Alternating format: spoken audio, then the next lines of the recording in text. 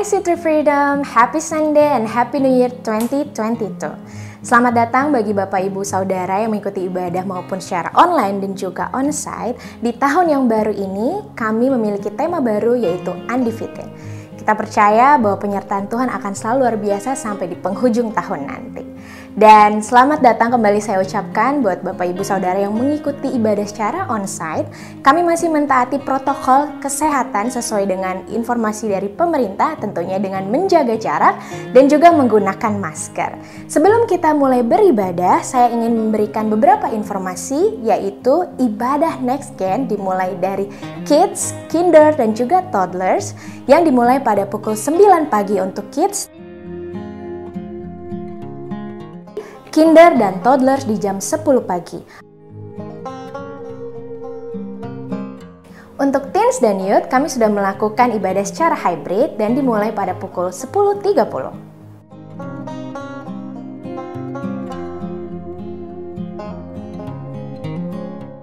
Informasi selanjutnya, kami menghimbau bagi Bapak Ibu Saudara yang belum bergabung dalam komunitas, City Freedom memiliki home base di mana Bapak Ibu Saudara bisa bertumbuh dan juga sharing dalam sebuah komunitas, di mana bisa mengikuti sesuai dengan wilayah ataupun profesi.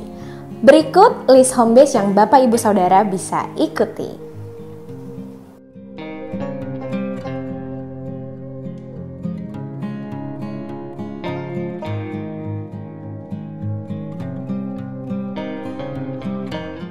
Bagi Bapak Ibu Saudara yang ingin memberikan persembahan, Bapak Ibu Saudara bisa mentransfer melalui rekening BCA di gambar ini ataupun men-scan barcode yang ada di gambar ini.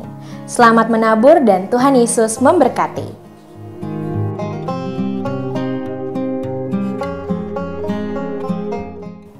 Sebentar lagi ibadah akan kita mulai. Kami menghimbau bagi Bapak Ibu Saudara yang beribadah secara onsite untuk mematikan handphone atau mengubahnya menjadi mode silent untuk kelancaran ibadah kita bersama.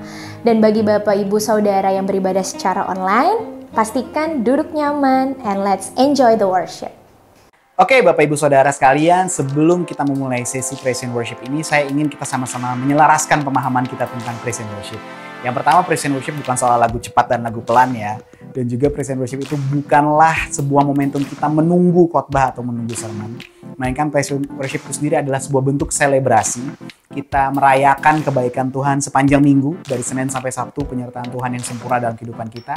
Hari Minggu ini adalah waktunya kita selebrasi, kita merayakan kebaikan Tuhan, dan kita mengucap syukur atas semua yang Dia berikan sepanjang minggu. Lalu yang kedua, praise and worship itu adalah sebuah bentuk hubungan. Kenapa hubungan? Karena dalam bahasa asli dari worship di bahasa Yunani adalah proskuneo, yang artinya mencium wajah Tuhan.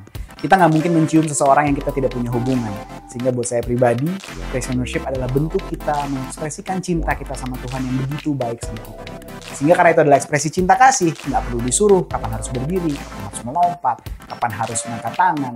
Semua kita lakukan sebagai bentuk ekspresi cinta kasih kita kepada Tuhan yang sudah terlebih dahulu baik dan mengasihi kita. So, mari kita memulai dan kita praise and worship sama-sama. Kita berikan penyembahan terbaik kita berikan sorak-sorai terbaik kita buat Tuhan. Bukan hanya karena Dia baik, tapi karena Dia layak. Let's worship.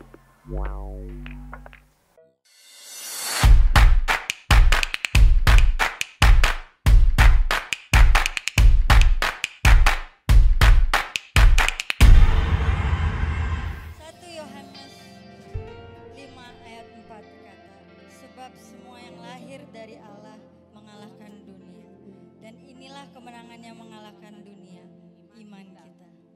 Saya undang kita semua untuk bangkit berdiri. Let's worship. Oh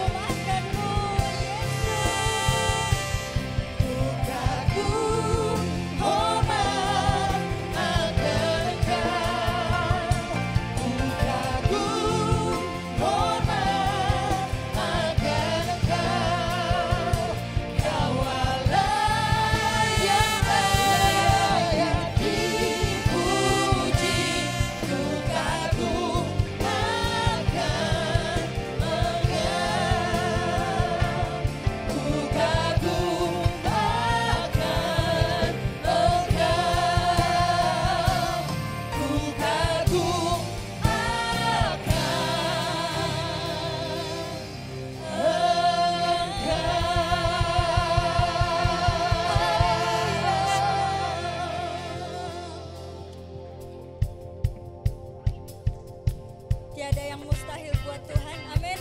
Amin. Let's worship.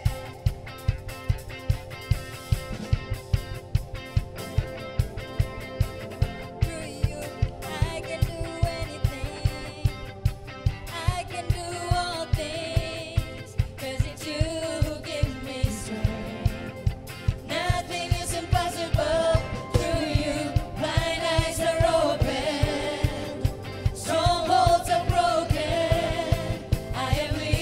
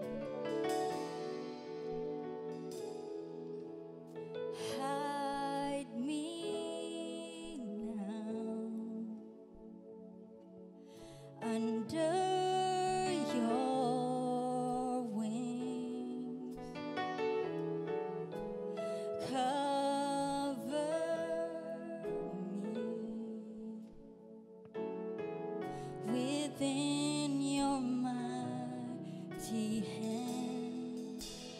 When the oceans rise and thunders roll, I will soar with you above the storm. Father, you are king over the flood. I will be still, know you are God. When the oceans rise and thunders roar, I will soar with you above the storm. Father, you are king over the flood, and I will be still, know you are God. When the oceans rise and thunders roar, I will soar with you above the storm. Father, you are king over the flood, and I will be still, know you. Di saat badai bergelora, di saat badai bergelora, aku akan terbang bersamamu. Bapa, kau raja atas semesta. Ku terasa kau Allahku. Oh, di saat badai bergelora,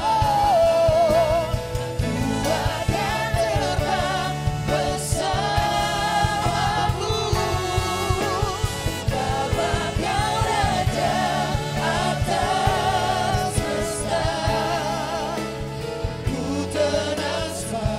Allahku. Di saat badai bergelora, akan terbang bersamamu. Bapa, kau raja atas semesta. Ku tenang sebab kau Allahku. Di saat badai bergelora, ku akan terbang bersamamu. Ku tak perlu takut, Bapa, kau raja atas semesta. Ku tenang sebab kau Allahku. Di saat badai bergelora, ku akan terbang bersamamu. Bapa, kau raja atas semesta. Ku tenang sebab kau Allahku. Ku tenang sebab kau Allahku. Ku tenang sebab kau Allahku. Ku tenang sebab kau Allahku.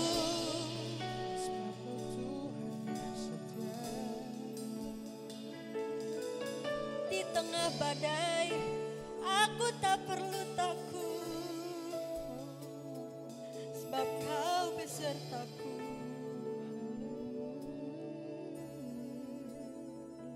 Terima kasih Yesus.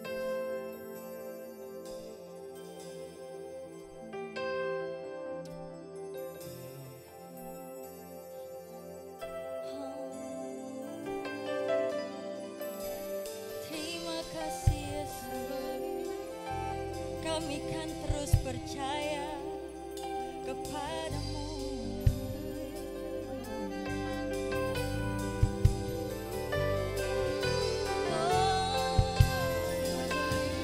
We just wanna worship you, even when the mountains tremble, even when the storms come my way. You stand with me.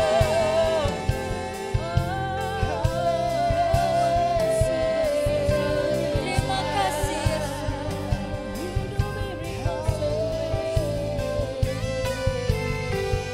even when I don't see it, you're working. Even when I don't feel it, you're working. You never stop working. You never stop working. Even when I don't see it, you're working. Even when I don't feel it, you're working. You never stop working. You never stop working. Even when I don't see it, you're working. Even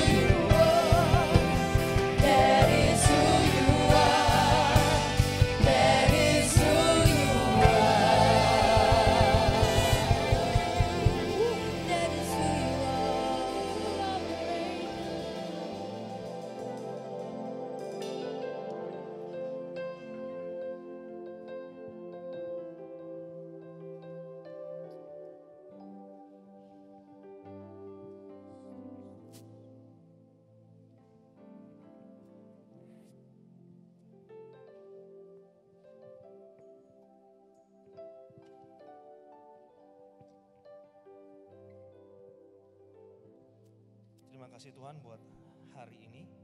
Kami bisa berada di tempat ini hanya karena kasih karunia Tuhan. Sebentar kami mau mendengar apa yang menjadi isi hatimu buat kami semua. Berdoa bahwa firman Tuhan hari ini men-challenge kami semua untuk menjadi lebih baik, untuk lebih mengerti apa yang menjadi kerinduan Tuhan buat kami semua. Terima kasih Tuhan. Dalam namamu kami berdoa ucap syukur. Amin. Tepuk tangan buat tim worship. Yang main drum cukup berbakat.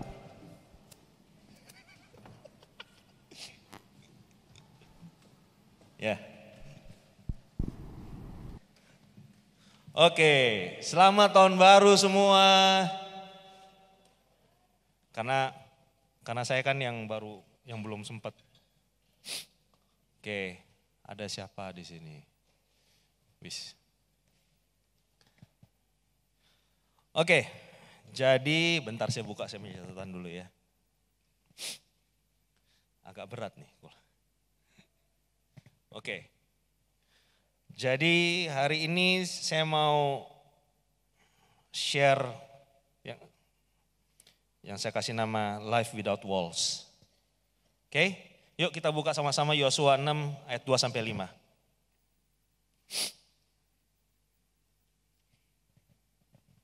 Yosua 6 ayat 2 sampai 5. Yang nggak bawa kitab suci, handphone sucinya sama tab sucinya bisa lihat di atas. Oke, dikatakan begini, berfirmanlah Tuhan kepada Yosua, ketahuilah, nah garis bawah ketahuilah ya.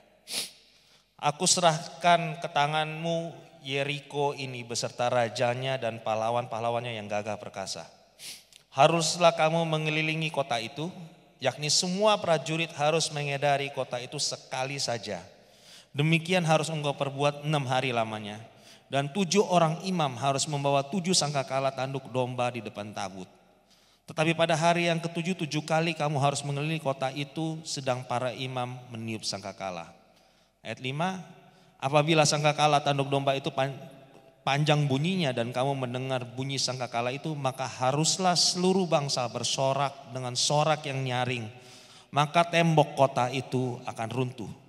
Lalu bangsa itu harus memanjatnya masing-masing langsung ke depan. Nah, amazing gini loh. Tuhan waktu kasih perintah dia detail. Tuhan itu detail. Jadi kalau umpamanya kita bilang kita murid Tuhan ya kita mesti detail. Kita mesti jelas, kita mesti clear. Ya. Nah,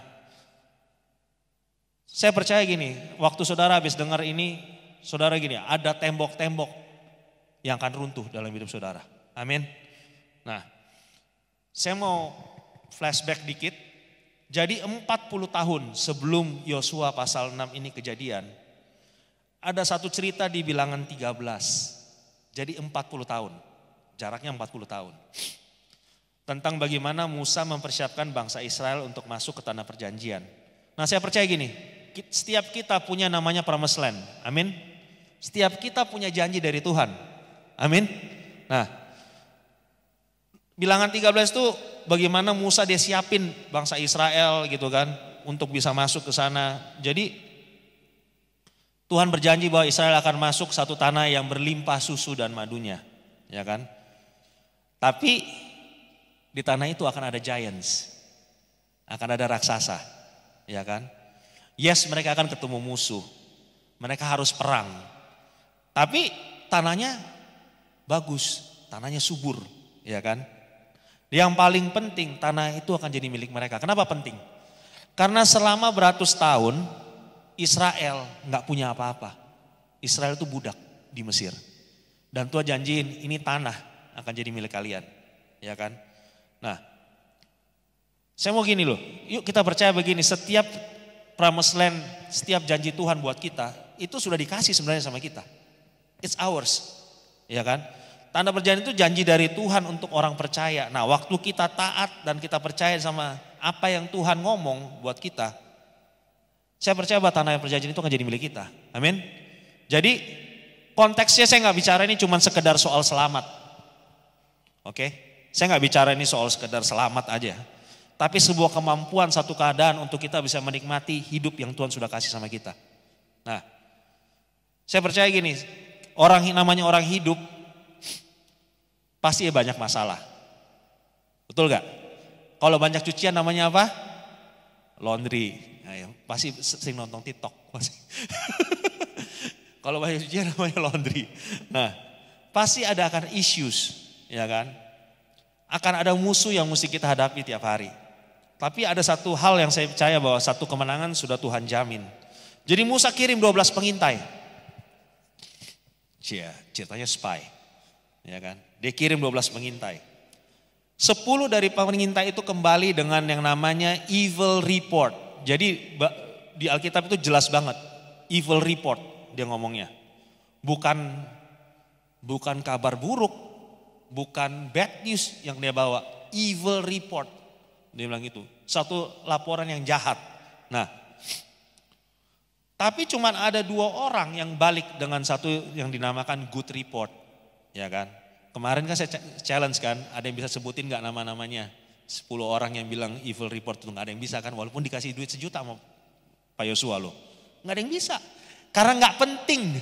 Orang kayak begitu 10 orang itu gak penting.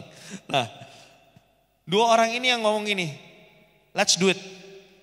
Tanpa pikir lebih, wah nanti ada, gak overthink. Begitu dia lihat kesempatan, dia lihat janji Tuhan di depan, dia bilang let's do it. Yuk kita jalan. Ya kan? 10 pengintai yang lain, dia lihat janji Tuhan dan dia bilang gini, Tuhan itu jahat. 10 orang yang lain, dengan kata lain gini, dia lihat janji Tuhan, terus dia bilang jahat. Like it's too good to be true. Nah, saya gak mau kita itu sama-sama terjebak di situ. Kita dalam society yang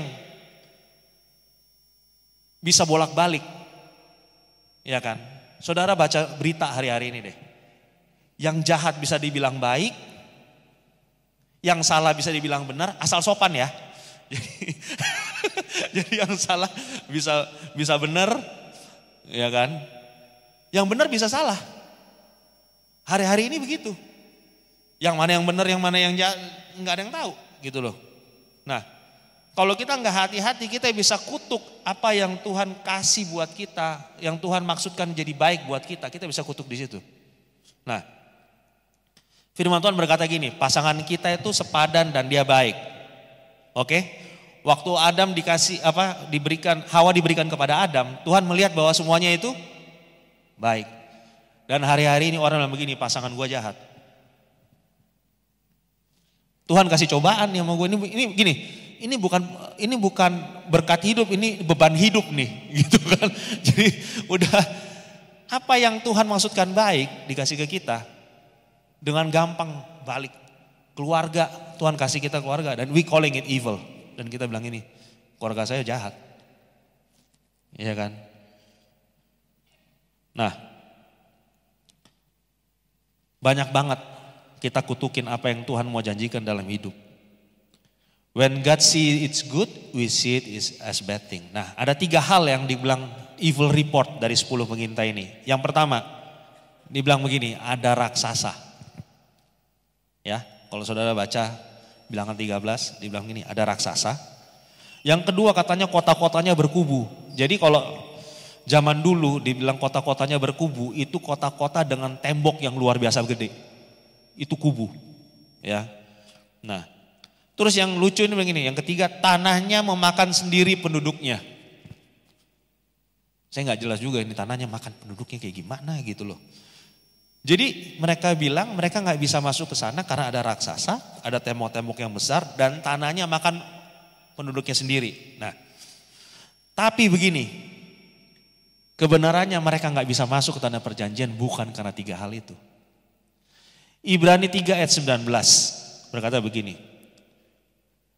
Demikianlah kita lihat bahwa mereka tidak dapat masuk oleh karena ketidakpercayaan mereka. Jadi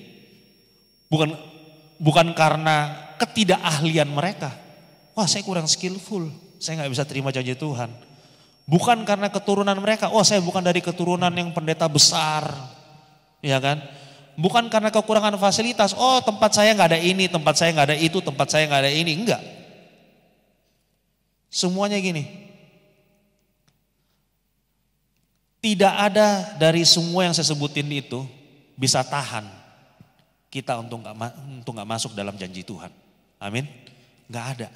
Nggak ada hal secara fisik yang bisa tahan kita dari kita masuk dalam tanah perjanjian Tuhan janjiin pada kita. Selain ketidakmampuan kita mempercayai Tuhan. Setiap kali Tuhan kasih kesempatan, yang keluar dari mulut kita adalah nggak bisa. Tiap kali ada kesempatan, nggak bisa. We cannot do it. We cannot do it. Gitu. Dalam artian begini, Tuhan salah percayaan kita. Dalam artian begini, Tuhan jahat. Tuhan kasih sesuatu sama kita yang kita nggak bisa raih. That's evil. Nah, it's not the enemy yang tahan kita, it's the inner me yang tahan kita. Dalam kita sendiri yang tahan kita.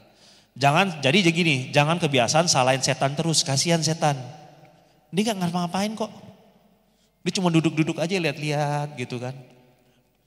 Kitanya aja yang nggak percaya, kita yang tolak percaya. Nah, tembok Yeriko itu buat saya adalah satu lambang, long standing issue, satu problem yang sangat lama, yang sudah ada. Saking lamanya kita percaya bahwa tembok itu nggak akan bisa runtuh. Itu akan selalu ada di keluarga kita. Let's say begini. Ini ya, Yeriko itu kota paling tua di dunia. Saudara kalau mau tahu, Yeriko itu kota paling tua. Jauh sebelum ada Abraham, itu kota sudah ada. Jauh sebelum Abraham. Beberapa mungkin dari kita mungkin lahir dari dalam tembok. Kayak begini. Oh, keluarga saya semuanya cerai. So I'm expecting, ya saya akan cerai juga. Oh, papa saya tukang main cewek. Oke, jadi saya main cewek. Gitu kan. Udah pasti begitu. Mama saya begini. Oh, pasti saya juga begitu. Kakak saya begini. Kakak saya gini. Sambil bilang gini. Oh, dari keturunan saya sakit. Mamanya cancer. Saya ini. Saya akan, you expect the least yang Tuhan kasih sama kita. Walau Tuhan bilang begini, rancangan Tuhan adalah rancangan yang membawa kebaikan bukan kejahatan.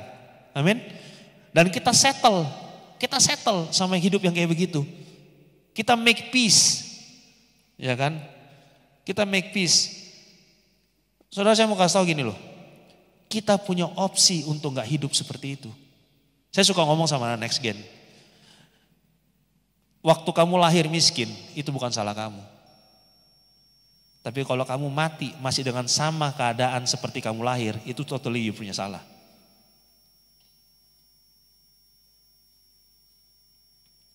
Kita gak bisa pilih kan kita lahir mau kayak gimana. Nah, kita sangat terpesona, we are so amazed dengan tembok di depan kita, sampai kita gak pernah pikir bahwa bagaimana kehidupan tanpa ada itu tembok. We are so amazed, wah ini problem begitu gede. Dan kita gak berani berpikir begini, what is life like without that wall? Kita gak pernah mikir gitu. Nah, what happened kalau itu tembok runtuh? Selama 40 tahun generasi yang gak percaya itu mati di padang gurun. 2 juta orang Israel yang Tuhan sayang, bukan Tuhan benci loh, Tuhan sayang, mati di padang gurun. Nah, berapa banyak dari kita yang mengalami gini? Kita ngerti Tuhan sayang, tapi kita kayak kalah tiap hari. Kita kalah tiap hari sama hidup. Tuhan sayang ya kalah tiap hari ini. Nah, satu hal pertama yang saudara mesti tahu. Poin pertama adalah obedience brings freedom. Ketaatan akan membawa satu kemerdekaan. Nah, beberapa hari lalu saya nonton di YouTube. Ya, ada satu gereja gede banget. Ini pendetanya cuma ngomong, dia lagi khotbah gitu kan. Buat saya keganggu banget sama statement dia. Yang dia ulangin the whole sermon, dia bilang begini, Tuhan sayang, Tuhan sayang, Tuhan sayang. Tenang aja, apapun yang kamu lakukan Tuhan sayang, begitu terus. Well, buat saya, it's like half truth. It's like half truth. Oke? Bangsa Israel dikasih Tuhan, 2 juta orang mati. Nah, tembok Yeriko nggak runtuh hanya karena Tuhan sayang. Saudara, saya mau kasih tahu. Tembok di kehidupan saudara tidak runtuh hanya cuman karena tahu Tuhan sayang sama saudara. Nah, jangan salah ngerti ya, maksudnya gini. Cintanya sama Tuhan is fix. That's it, udah mentok, udah gak bisa diapa-apain lagi, udah sampai mati. Mau apa lagi? Udah sampai mati. Ya kan? Tapi untuk berjalan dalam janji Tuhan itu butuh yang namanya ketaatan. Saudara gini, kita kadang-kadang suka slogan begini, wah keselamatan itu gratis. Bos, kencing aja di toilet bayar di pompa bensin. Tidak ada yang gratis di dunia ini. Kalau ada yang bilang gratis, keselamatan yang gratis, aduh kesian deh lu. Gratis itu hanya karena bukan kita yang bayar. Tuhan yang bayar, tapi itu gak gratis. Kita bisa ibadah kayak begini, karena ada orang-orang lain yang ada orang-orang lain yang memutuskan untuk being generous, untuk jadi generous, and then build the world without di luar their needs. Ada orang-orang yang mau membangun dunia di luar, cuman dia punya kebutuhan. Dia mulai masukin kebutuhan saya dan kebutuhan saudara di sini.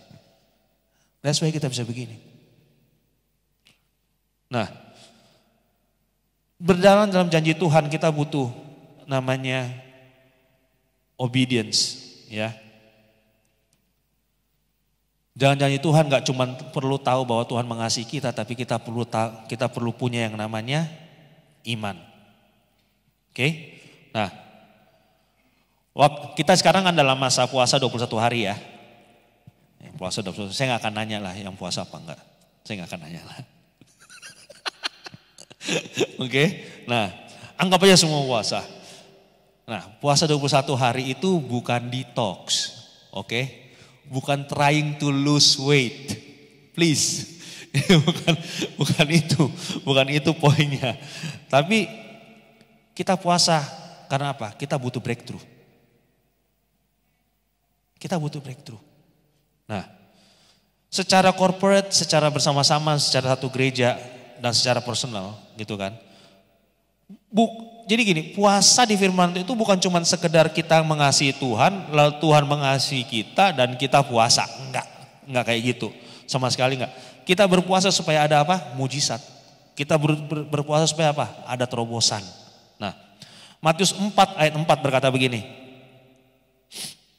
Tapi Yesus menjawab, ada tertulis, manusia hidup bukan dari roti saja, tapi dari setiap firman yang keluar dari mulut Allah. Bukan babi itu ya, babi panggang, bukan.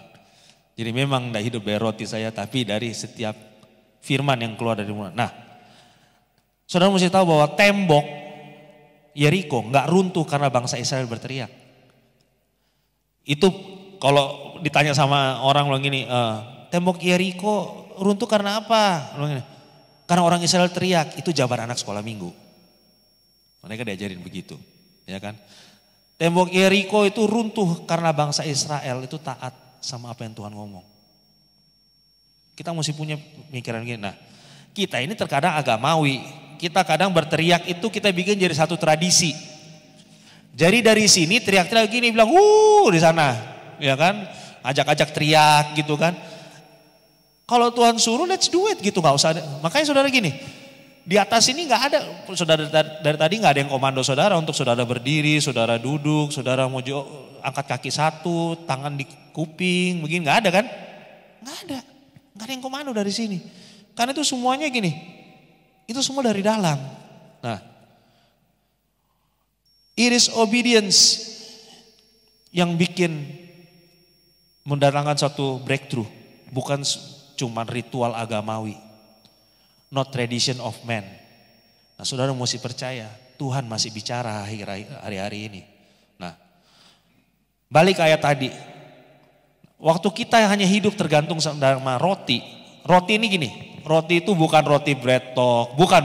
Saya nggak bicara roti itu. Jadi roti ini lambangnya begini, sesuatu yang natural, sesuatu yang kita bisa rasa dengan kita punya panca indera. Nah kalau istilah gini, kalau kita tergantung sama apa yang kita lihat, apa yang kita rasa, apa yang kita dengar, lagi di musim apa kita, selera kita akan dibawa kendali dari semua yang dari luar kita. While orang Kristen di-wire untuk hidup dari dalam keluar, bukan dari luar ke dalam. Makanya kita selalu begini, kita punya kebahagiaan tergantung sama keadaan.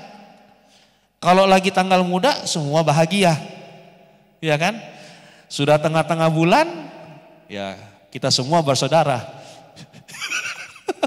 Iya kan? Udah tengah-tengah bulan kita semua bersaudara. Iya kan? Karena gini, tergantung. Di sini banyak musisi. Can you imagine 2 tahun nggak ada job? Bisa nggak saudara bayangin? Saudara hidup dari situ, saudara makan dari situ, dan 2 tahun nggak ada job. Mau bahagia? Memang betul gitu kan. Money cannot buy happiness gitu kan, ada di Pinterest kan. Tapi money buy susu, buy beras, bayar listrik. Iya tuh. Nah, semua kan tergantung ini. Apa ini? Gitu kan. Nah, selama kita hidup dari luar ke dalam artian membiarkan apa yang di luar mempengaruhi kita nggak akan bisa ngalamin namanya breakthrough. Sorry to say. Nah, saudara kalau punya kita bahasa Inggris, saudara perhatiin dalam bahasa Inggris. Caranya Tuhan bicara sama Yosua.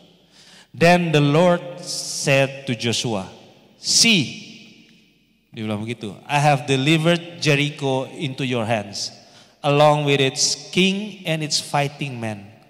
Tuhan gak berkata begini, see, there is a wall.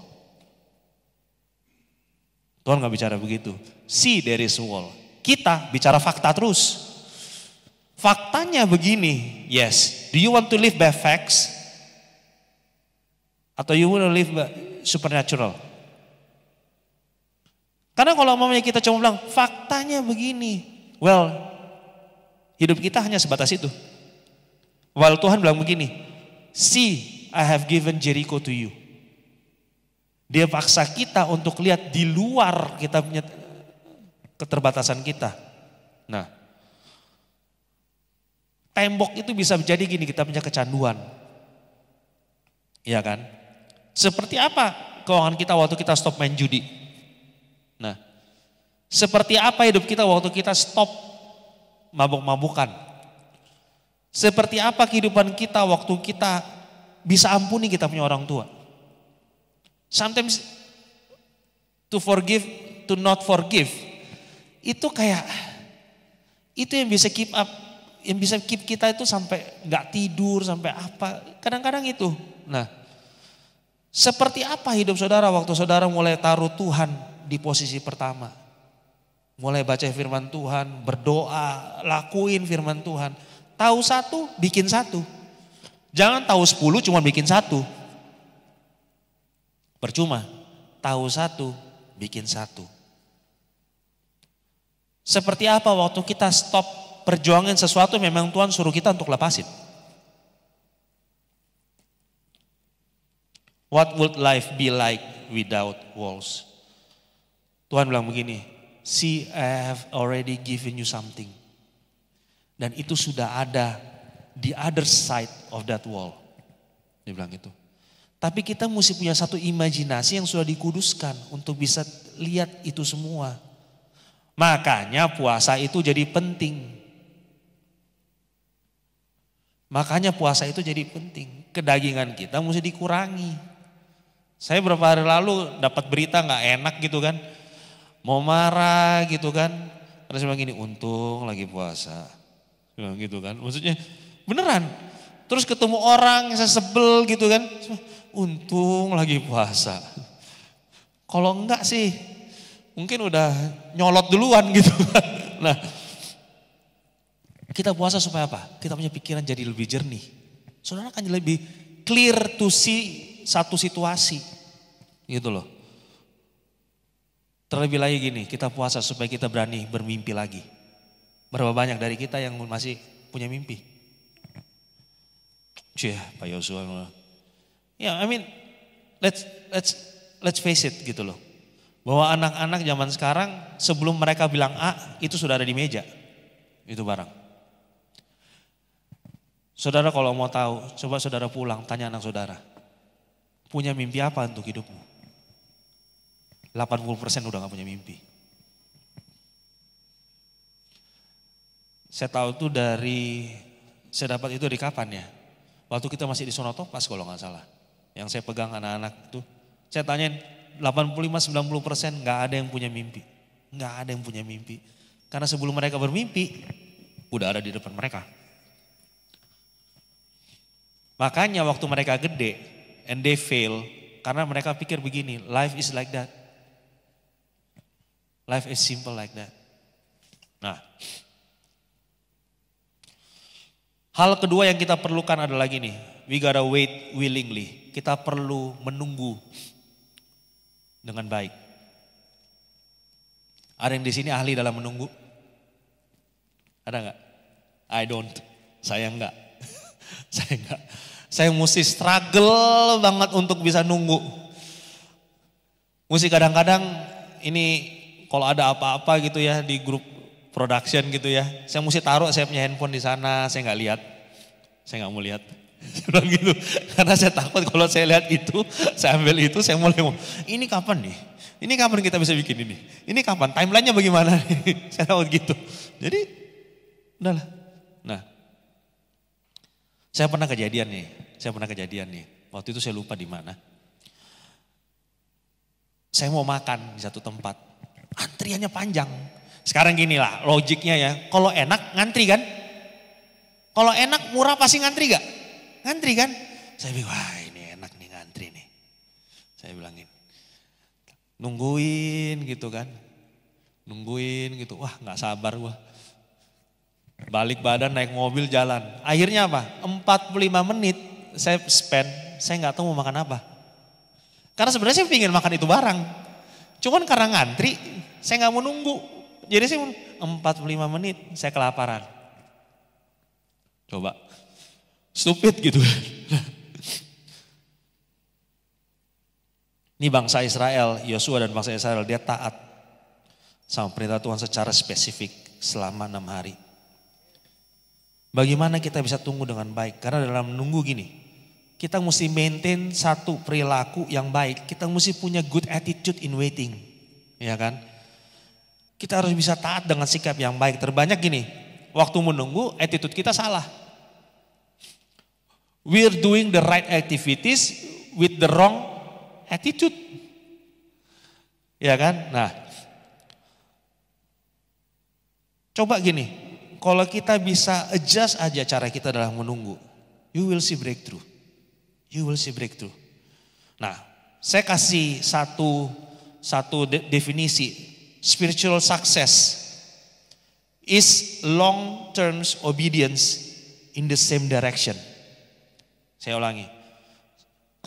Kesuksesan secara spiritual, secara rohani adalah waktu kita sukses, kita bisa menunggu dalam waktu yang cukup lama, dalam ketaatan, dalam arah yang sama, secara konsisten.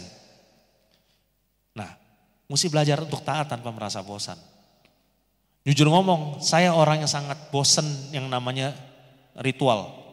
Jadi rutin gitu saya gini. Saya bosan, makanya waktu saya belajar ini, saya mesti bilang ini, saya mesti belajar mencintai satu rutinitas tanpa bosan. Then you will see breakthrough.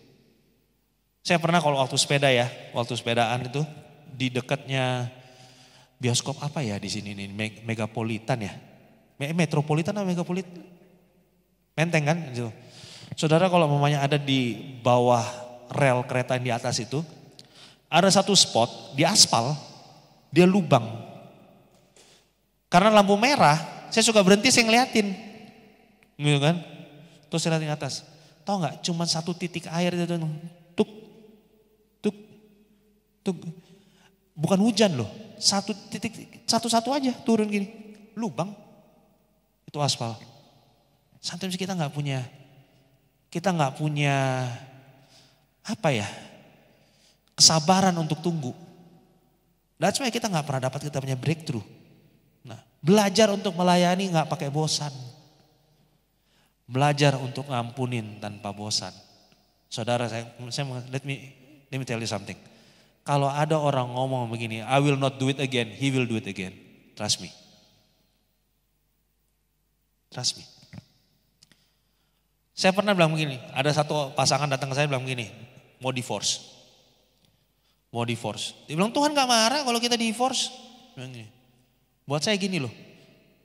Kenapa kamu bisa bilang gitu? Bilang gini, kita udah dalam perjanjian baru.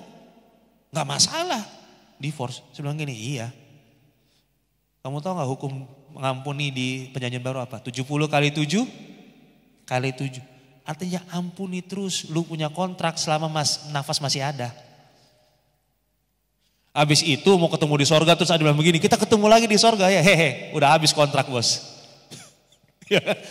Tapi perjanjian baru ngajarin, ampuni 70 kali 7 kali 7. Iya kan? Nah, oke.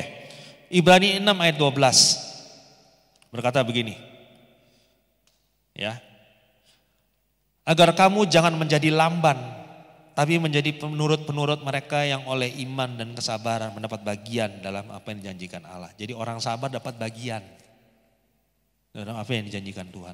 NIV ngomong begini, we do not want you to become lazy, but to imitate those who through faith and patience inherit what has been promised. New Living Translation berkata begini, then you will not become spiritually dull and indifferent. Instead, you will follow the example of those who are going to inherit God's promise because of their faith and endurance. Hidup yang dikasih Tuhan butuh yang namanya iman dan kesabaran. Jadi orang sabar itu subur. Apa sih hubungannya? Jadi ini prinsip. Saudara kalau mau di marketplace, saudara mau di pelayanan, mau di kehidupan pribadi, sabar itu pasti dapat janji Tuhan. Kita hanya bisa terima janji Tuhan lewat yang namanya iman dan kesabaran. Nah, kadang-kadang gini, iman dan kesabaran itu bukan berarti nyerah. Lalu bilang begini, kita percaya pada waktu Tuhan. Bukan cuma bolak-balik badan diranjang dan terus kuat gini, semua akan indah pada waktunya. Kalau saudara nggak kerja, saudara nggak ada yang dituai. As simple as that. Tunggu janji Tuhan bukan berarti malas-malesan. Orang terkadang gini, coba mengontrol hidupnya lalu berkata itu iman. Itu bukan iman. Halusinasi saudara kalau kayak begitu. Faith and patience is waiting on God with a good attitude. Nah, hal yang ketiga. Saya bisa minta tim musik untuk naik. Hal yang ketiga, you gotta use your wall. You gotta use your wall. Pergunakan apa yang tembok itu. Nah, saudara gini, pada waktu hari ke-7 sangkakala ditiup, mereka teriakan. Pada waktu itu tembok Yeriko runtuh. Dalam bahasa Inggris nggak ada dikatakan mereka manjat. Saudara perhatiin. Nggak ada mereka manjat. Nggak ada kata manjat. Cuman bahasa Indonesia doang yang ada kata manjat. ESV bilang begini. So the people shouted and the trumpets were blown. As soon as the people heard the sound of the trumpet, the people shouted a great shout and the wall fell down flat. So that the people went up into the city. Every man straight before him and they captured the city. Dalam perjanjian lama ini bilang gini, they charge straight in. Lurus, nggak pakai naik-naik, lurus. Gitu kan. Sampai hari ini, arkeolog menyimpulkan begini, tembok Yeriko jatuhnya itu bukan runtuh pelan-pelan. Saudara mungkin runtuh pelan-pelan kan mikirnya kan? Enggak. They drop down flat. Beng. Nah, hal yang seharusnya menghalangi bangsa Israel sekarang jadi jembatan untuk bawa mereka masuk ke Yeriko. Saudara saya coba next slide ada gambarnya kota Yeriko. Saudara kalau lihat Yeriko tuh kayak begitu kotanya. Jadi zaman dulu kan kita suka nonton film perang nih, dulu kan. Jadi sebelum tembok pasti ada parit, ya kan? Itu bukan selokan ya, bukan selokan ya. Kalau selokan mah gampang, tinggal gini kan. Enggak, itu parit, itu bisa jaraknya bisa kayak 1 kilo kali itu dia gali ke dalam dan dalam sekali. Jadi waktu tembok itu runtuh, itu jadi jembatan. Nah, tembok penghalang jadi akses. Hal yang harusnya untuk bangsa Israel jadi penghalang, Tuhan pakai untuk jadi apa? Untuk jadi jembatan. Itu yang Tuhan bikin. He's a way maker kan? He's a way maker. Saudara nyanyi tanpa saudara mungkin gak tahu. Saudara kalau tahu gini bahwa Tuhan itu yang buat jalan. God never lost a battle. God never waste a battle. Gak pernah. Jadi tantangan-tantangan yang sedang kita hadapi satu waktu akan jadi satu kesaksian. Amin. Hari ini tantangan saudara mungkin akan buat saudara jalan buntu buat saudara. 2022 mungkin itu jadi lantai buat saudara. Hari ini kalau itu jadi ceiling buat saudara, mungkin next month udah jadi lantai buat kita. Nah, waktu kita taat sama firman Tuhan, saudara mau tumbuh dengan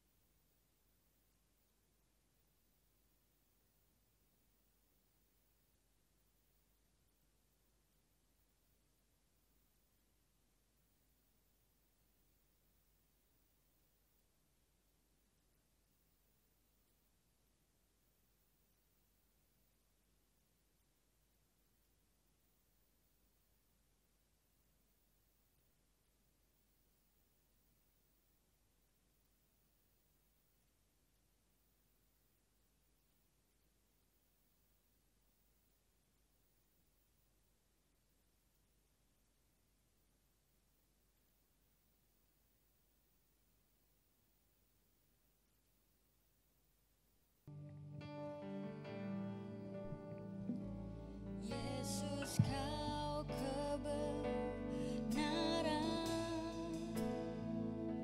yang menyelamatkanku. Kau berikanku hidup dan pengharapan.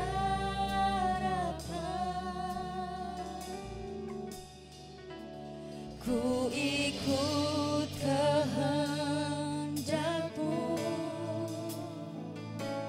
ku perlu anugerah-Mu, ku nyatakan janji-Ku kepadamu.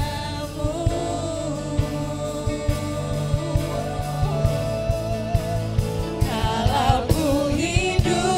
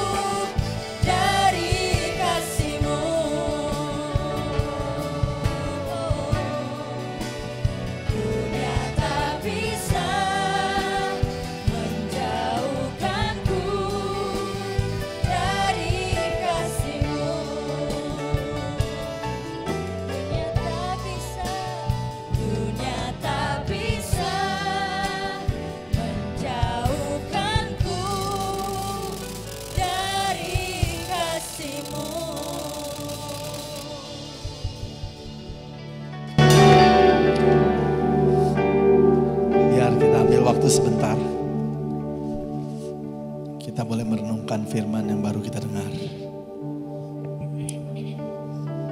Yang tadinya tembok menjadi jembatan buat kita. Yang tadinya penghalang menjadi alat bantu buat kita. Dan kita percaya setiap kita akan mengalami hal-hal yang luar biasa di tahun 2022 ini. Kami bersyukur Tuhan, bersyukur punya Allah yang seperti-Mu Tuhan. Haleluya Yesus. Dunia tidak bisa mempengaruhi kami. Karena ada Engkau di dalam kami Tuhan. Ada Engkau Tuhan, kebangkitan yang luar biasa Tuhan ada dalam kami. Terima kasih Tuhan. Kami juga mengucap syukur Tuhan untuk teman-teman kami yang baru dibaptis Tuhan. Yang beberapa hari yang lalu dibaptis, kami percaya Tuhan mereka akan mengalami Kristus dalam hidupnya. Mereka akan mengalami hal-hal yang baru dalam kehidupannya Tuhan. Kami percaya Tuhan di dalam nama Yesus Tuhan. Kami serahkan mereka. Kami juga mau berdoa Tuhan. Kami akan pulang ke rumah masing-masing. Biarlah Tuhan anugerah yang Kau siapkan buat kami Tuhan. Akan menjadi kekuatan baru buat kami Tuhan. Dan Kau tuntun, Kau angkat kami Tuhan. Supaya kami boleh melakukan apa yang jadi kehendak-Mu. Di dalam nama Yesus kami sudah mengucap syukur dan berdoa. Haleluya. Amin.